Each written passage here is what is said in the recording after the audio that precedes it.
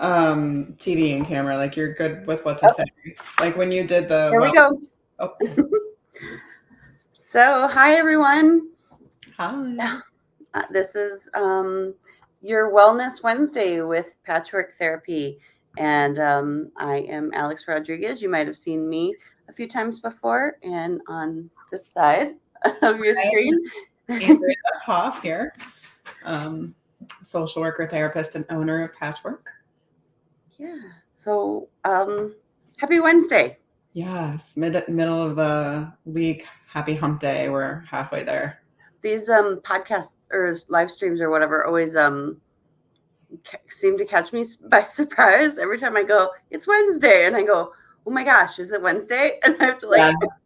what day is it? Yeah, Mhm. it is Yeah. Wednesday. Oh my Same. gosh. It's like I think that I have, sure, Wednesday is my day where I get to do things to get done. Like I always have administrative time on Wednesdays, and then it comes to like, oh crap, I have 3 calendars. Did this thing get into all 3? Do I have anything to talk about? Like, do I have meetings overscheduled? It's a little bit of a kind of a shock to the system, even though it's in at least 2 of the 3 of my calendars. Yep. I can completely understand. I sometimes forget. I think, oh wait, no, that's tomorrow. Yeah, just it. I thought I was hopeful with summer, with school being off and changing of schedules that I would have all this. I anticipated having more time for things. Um, Mhm. I don't know if that was if that What was was you thinking? I have no what idea. I was thinking. but Same. but that it just time fills itself. Yeah, this summer has been fast. I feel like June was filled with summer school for my kids. Luca did a course in culinary. Amelia did kind of a bridge program into the high school from middle school to kind of help with the transition. Um, and then now July is sort of camp month. Luca just went to Blue Lake, which is a fine arts camp. He plays upright bass. And then Amelia is leaving on Sunday to go to Camp Tecumseh, which is kind of a more just summer camp. They do a lot of activities. And she's doing the equestrian camp this year. So she'll be with horses the whole time. Hopefully, she doesn't have any allergies that we aren't aware of. She's bringing her Zyrtec, and they have Benadryl on site. So we'll see. I know they run in favor. Oh wow, yeah. I can't imagine juggling not only your professional schedule but your family's schedule and with some of those things that you mentioned, the planning in advance so far out just to be able to make those events happen or attend those events or get on the list for any of those things. It can be very overwhelming. Yeah, the summer camp that Amelia, my youngest, will go to, we were signed up probably this time last year before she even went. And then Luca, this camp is really great. It's a very small, insulated place, kind of in the deep woods of Michigan, which if I could move anywhere, I would move to the woods of Michigan, I think. And it's a fine arts camp. They have no tech. At the summer camp Amelia's going to as well, they don't have any phones. So that's a huge benefit, a big break. I can't get in touch with them, so it's a little bit hard on me, but I know that they're there in trusted space. My dog just came in.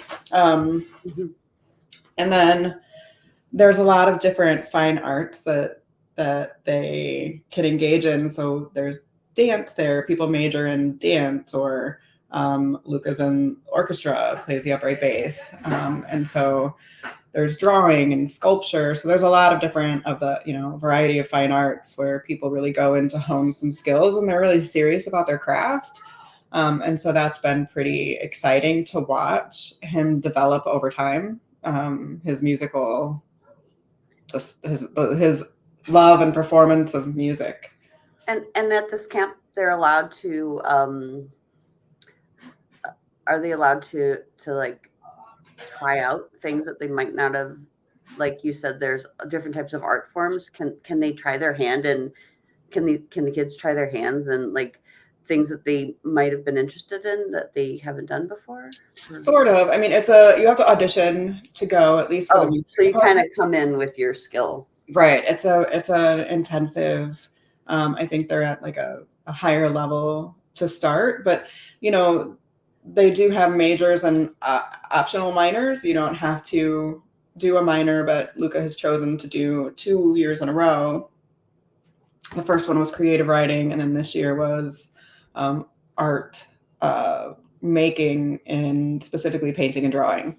Oh, So he didn't have a portfolio or any specific, audition or interview to do that minor.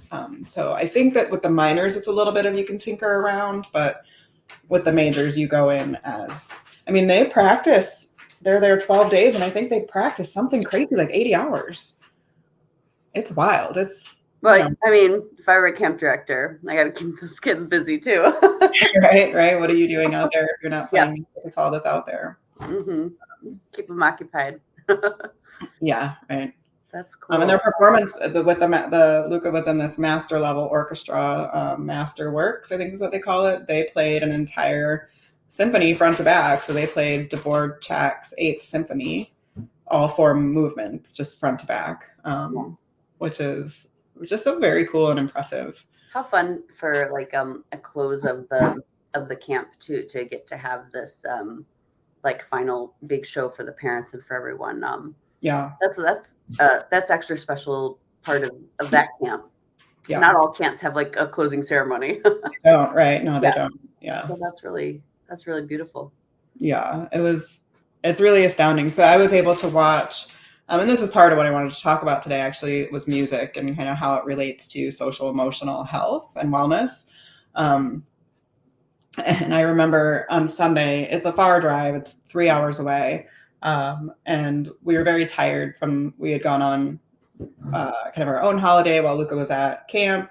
And we got over to the camp, and we were there early. And so we had a few performances to listen to before Luca's performance. And I laid my head on my husband's shoulder, and I sat out in this beautiful wooden band shell, and the wind was just so nice. And I listened to this wind ensemble and totally caught a little bit of a nap, but still half awake, where I could really find peace with the music. And I feel like it wasn't an insult to the performers. I feel like it was more of a compliment, because I was able to just relax and, just feel rested.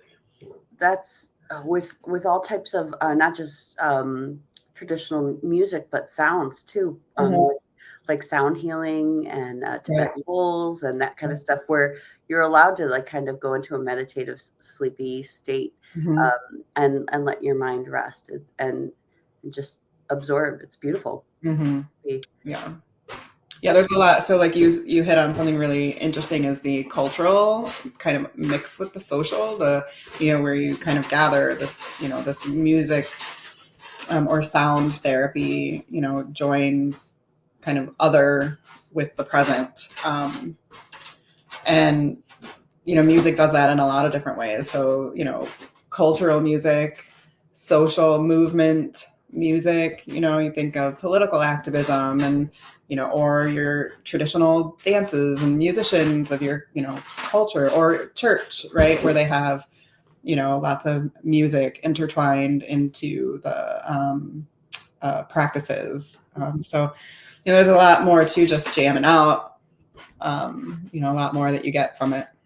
Yeah. Well, and it depends on what type you focus on, what you get from it too. Yeah. If you need that move your body fast, like movement, and that feels good, then sometimes you got to do that. Or sometimes you need to put on a song and let yourself cry to it. Right. Yes. just because it allows you that space. Yeah. I don't know. I came from the cassette tape era and the mixtape, like proper, stop the tape, mix your own songs on a mixtape. And just now you have like your Spotify or Apple playlists or whatever. You had your road trip mixtape, you had your breakup mixtape, you had your best friend that you were making a mixtape for because you wanted them to have all this sort of playlist. And so the crying because you're upset or because you're moved, that reminded me of making those mixtapes. I loved making The love songs. Yeah. Yeah, for sure. And waiting up till the top 10 at 10 countdown so that you get the song that you really wanted, that you've been waiting for. Yeah, I never made it too. Like I would wait with my little tape. I think it was like a double even. And the music, you just listen to the radio and you would wait for your song and you're like, oh, there it is. And I'd be literally like 2 bars, 2 measures or whatever in, and I'd miss the beginning. Like, oh, I gotta wait for it till next time. I feel like with this shift in technology and accessibility to the specific song you're looking for, the specific artist you're looking for, personally, I feel like I'm missing out on so much music that's out there that I'm not even aware of, or it's such a different time right now than just turning on the radio and listening to the songs that are on the radio. Yeah. There's certainly a lot to talk about with regards to like that social connection not in a non-joining way, right? In like a more divisive way, in that way where you're just in your room or in your car and you're listening to, in my family right now, it's Taylor Swift all the time. Although now we've added in some Chappell Roan, which is fun.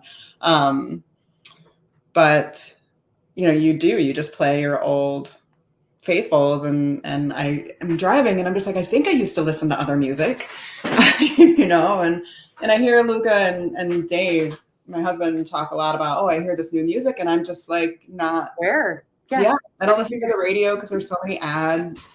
I do listen to a lot of podcasts, but they're very much connected to music in a way that I admire. Mm-hmm. But it is a lot of effort to get into the space where you learn something new. For sure. Or a new artist that you've never met before. Mm-hmm. Or heard of before. Right. Yeah. Cool. What else have you been up to? What else?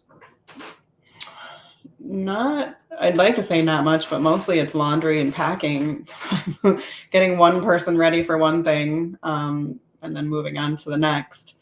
I saw last week, I watched that you were talking with Michaela. Mm-hmm.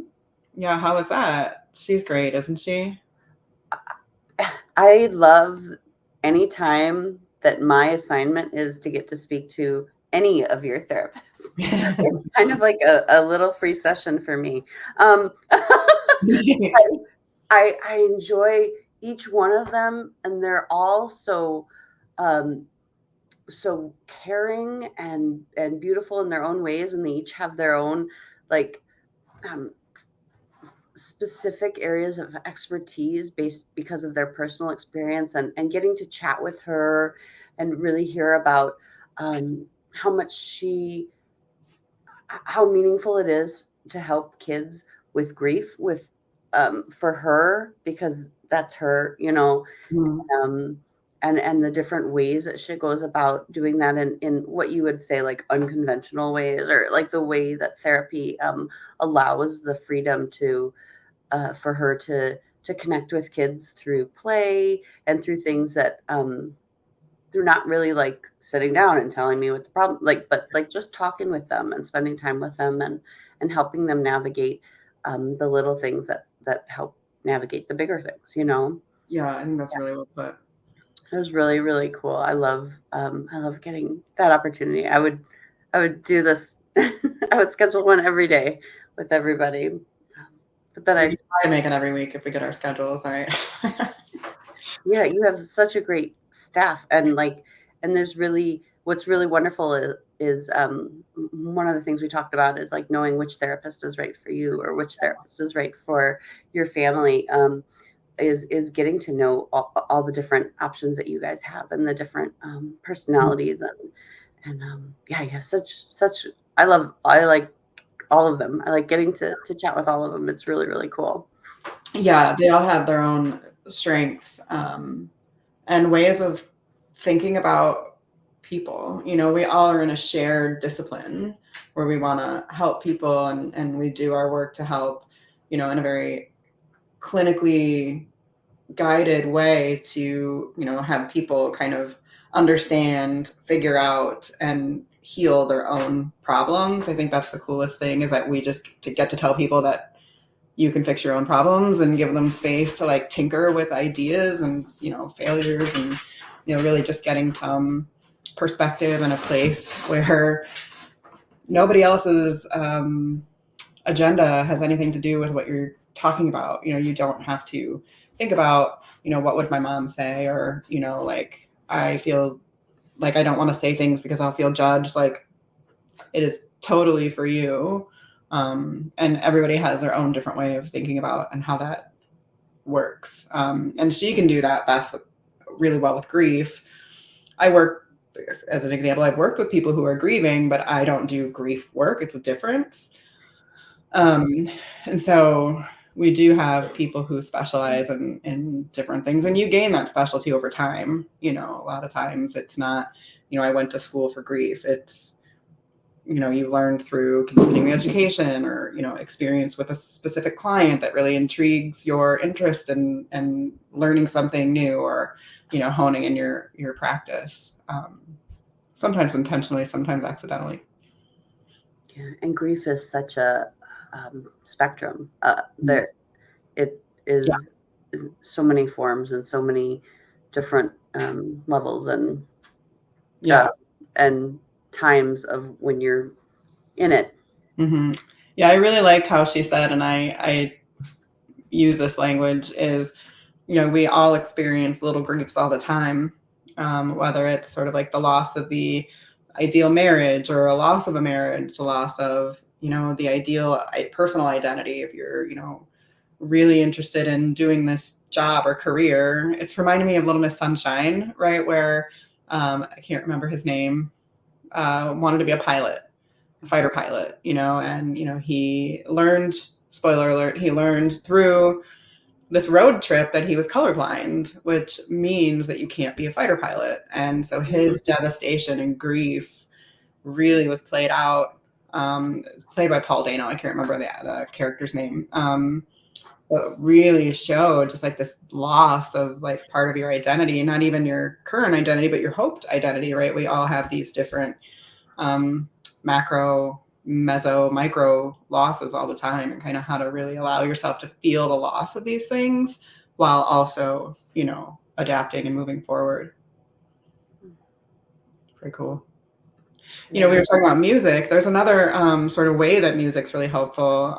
When I worked at the hospital, I worked at Lurie Children's for a little while, and they had a really cool music therapist who would work with people, with kids who were, you know, in really vulnerable states of, you know, medical unwellness, and they would do music therapy, go into, you know, rooms and play music and make music and express emotions through music, or, you know, go through procedures listening to music, or, you know, doing various musical interventions that really helped in a lot of different ways cope with what they were going through. Yeah, so that's, you know, there's just so much that our brains absorb. You know, it's like a secret pathway, I think, that music has to all different parts of us. They've used it with, even I've seen like the videos online with Alzheimer's patients, and how it sparks like memories and thoughts, and even buried deep down. Yeah, music is and like scent, like one of our senses, you know, it's beautiful. Yeah. Yeah, I think, Alex, I think we need to come up with a patchwork theme song. I think I'm curious now. All the podcasts that I listen to have these theme songs, you know, or the. Should I add the music behind her? We can. Yeah, there's or dance pop. I don't know. There's always fun little thing. But yeah, all the podcasts, you know, they have their jingle. Or what I really listen for when I'm skipping the ads is, you know, like the intro music back into, like, okay, the ads are over. Now here's back into the show. So, and even there's another reason to talk about music is Yeah. song, your theme song, your little jingle or whatever it is. All right. Well, put your musical kiddos to the make that. You should hire them for. I'm just thinking maybe Luca needs to get on. Maybe they can work together on making a theme song. Yeah, with dad Or even writing that maybe make him get on it. He used to play bass guitar and French horn, right? And so he's musical too. Make them do it as a collab. Yeah. I feel like I don't have a lot to offer that part of it. We could be the Partridge Family, but then there's me. You can play the tambourine. That's true.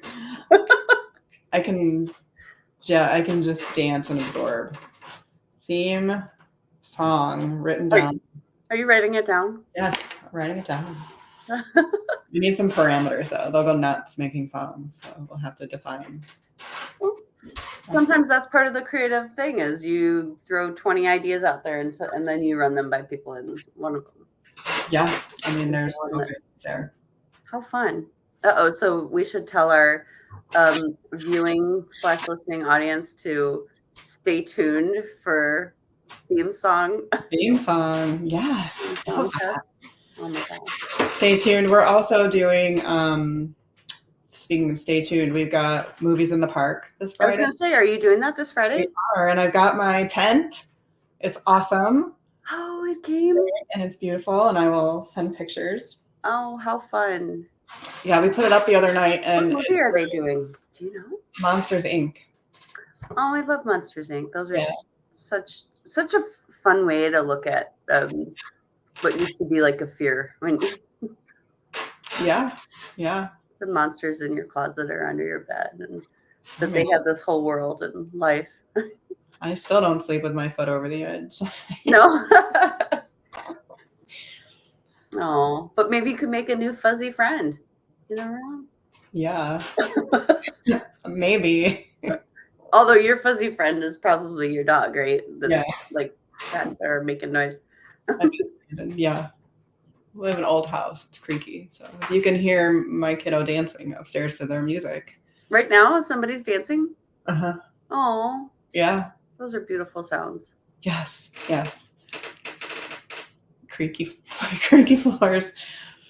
What else do we have going on? We've got the book club / book club group for parents that we have going on. I know we have like a sneak. So that starts in August, but you guys are doing like a come ask questions about it and get to know like before you like ask all your questions and get the details on it for at the coffee shop, kind of an informal like find out what it's all about and how this could be helpful. Yeah, the book is interesting. We use it, I think it's a lot of the principles that we kind of use and talk about when talking to parents about kids' behaviors. And, really it's called How to Talk So Your Kids Will Listen and How to Listen So Your Kids Will Talk, which really empowers, you to hear your kiddo and then empowers them to feel heard. And then and then the flip side happens, right? Then you feel heard. And so it's really thinking about just how to really parent through these difficult situations when none of us have a manual. And kids change so much throughout the years. You could say, oh, they used to eat broccoli. They used to eat sushi. Now they won't eat anything but chicken nuggets, and, those sort of things can feel frustrating. And, you forget that how to think about things, which is the biggest the biggest, I think, tool as a parent can use is, the structure and the little, there goes a musical instrument. I think I dropped it. That scared me.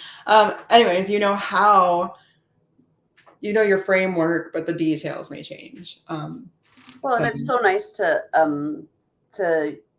have the opportunity to kind of read through a book like that with a professional that can help you say, like, this is how you could apply this in your situation instead of just like, it's really neat that you guys are offering this to anyone, any caregivers or teachers, people that that work with children or that raise children or care for children that need the right tools to help effectively communicate with them. Right. And you'll be with other parents, caregivers, teachers, kids, people who work and help to raise children. It'll be like a camaraderie, with other folks who are in the group, and they'll have activities, some role plays, I think, so you'll be able to take away some really concrete stuff, and you'll have a great, book to help you, like a literal physical thing you underlined, like, look, I did this. Mm-hmm. Yeah, it's really nice. This is the second book caregiver skill group that you guys are hosting. Yeah. And so I'm really excited about this book. I've been looking into it a little bit since I heard which book you guys chose, and it like you said, it looks really great, and I'm excited for this group, and I'm excited for whatever the next book is going to be. Mm-hmm.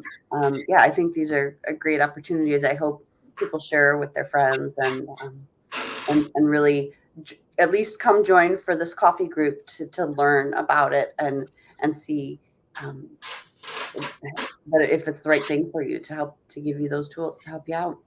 Yeah, and this is a book that I have no part in. I get no money from it. This is not the only book. Like, this just happens to be like a useful book, not the only useful book. So yeah, we get nothing from it other than an opportunity to help. For sure. Well, and that's going to be on a Sunday, which is the 21st of July, which is in 2 weeks. 2 weeks on a Sunday. Yep, 2 weeks. That people can show up at the Brew Point craft coffee place and sit and meet with therapists Julie and Emily, and ask their questions and get signed up for this caregivers group. Yeah. It's 4 sessions, I think. It's 4 classes, if I'm not mistaken. 4 or 6. I think it's 4 through the month of August. Yeah. And they're all on Wednesday nights, I believe. Yeah. Or Thursday nights. And they're at the office, and we'll have like a conference room and coffee. We'll get coffee. So that sounds great. That's going to be a really useful tool for those. So hopefully people will hear this and see this and be curious and come have some coffee. Yeah, that'll be good. Yeah, I think that's all that I really have today. How about you? What do you guys have going on? Same old summer things. I'm trying to make time. I have to schedule it though, to meet with my friends that I don't get to see during the school year as much, or during because of time conflicts and because we're tired and late. And so I'm actually gonna go visit a friend today who's a teacher, and so I almost never get to see her during the school year because she's so busy. Unaccessible. Yeah. So we're just gonna meet and have some time. I don't even know what we're gonna do. I don't think we've decided. We're just like, let's just pick a time. We're gonna go somewhere and we'll just talk. Maybe it'll involve some music, either on the ride there, back, or together. Oh, it will definitely involve music on the ride there and the ride back. That is for sure. Can't go anywhere without music in my car. Great. Yeah. Well, enjoy your friend, and I will enjoy my beautiful musical children. Yeah, I mean, not everybody gets to have things dropping on their floor, and true. You'll miss that. That's when they're gone at camp. So yeah. I know. I am curious what that was, though. So well, as long as nobody's hurt. Screaming, so I think we're good. Yeah. All right. Well, it was so good to have this time to chat with you, and to catch up with anyone on our Facebook streaming site. And we'll see you guys next Wednesday. All right. See ya. Bye. Bye.